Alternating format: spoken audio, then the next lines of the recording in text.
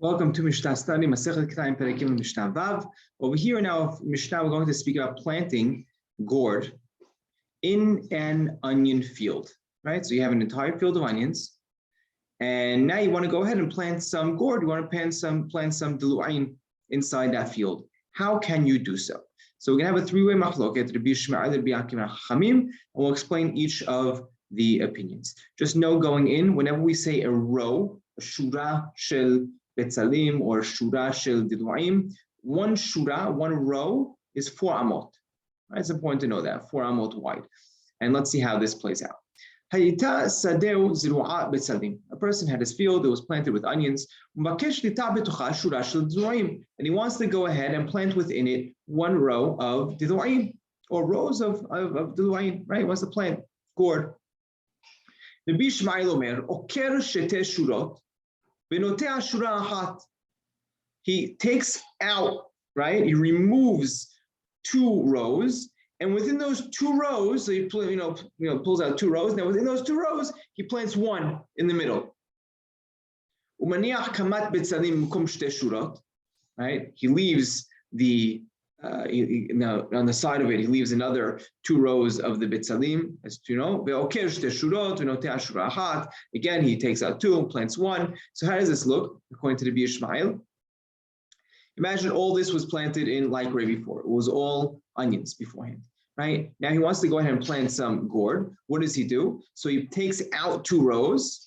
Right? It takes out 2 rows, and within those 2 rows, he leaves 2 amot on each side as empty space, and in the middle 4 amot, he plants the gourd. Now, in between, from gourd to gourd, right? How much space do you have in between? 12 amot, right? Because you have 2 amot of empty space, 8 amot of onion, and 2 amot another empty space, and then only do you have the next gourd, right? And it continues on for the field, right? So that's Rabbi Yishmael's opinion. Now comes Rabbi Akiva, and Rabbi Akiva says, "Oker shte shurot, v'notea shte shurot." Take out 2 and plant 2.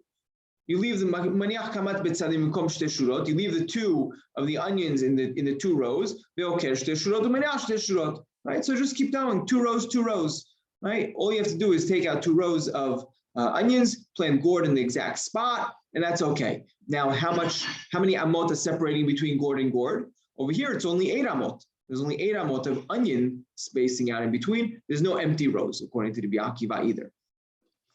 Now come Chachamim. What do Chachamim say? Chachamim omrim, imem ben shura lachaverta 12 amma, lo yekam et hazera shebintayim. If there's not 12 amot in between the rows, right, from one row to the next, you cannot keep the zera, you can't have the gourd in between. Now, what do you mean? That seems to be like Rabbi Yishmael's opinion. Rabbi Yishmael said you need to have 12 amot in between from one to the next, right? So what are Chachamim saying? So the Gemara explains over here, and Rambam explains that Chachamim are different than Rabbi Yishmael in what regard? They don't need the 2 amot on the side of empty rows,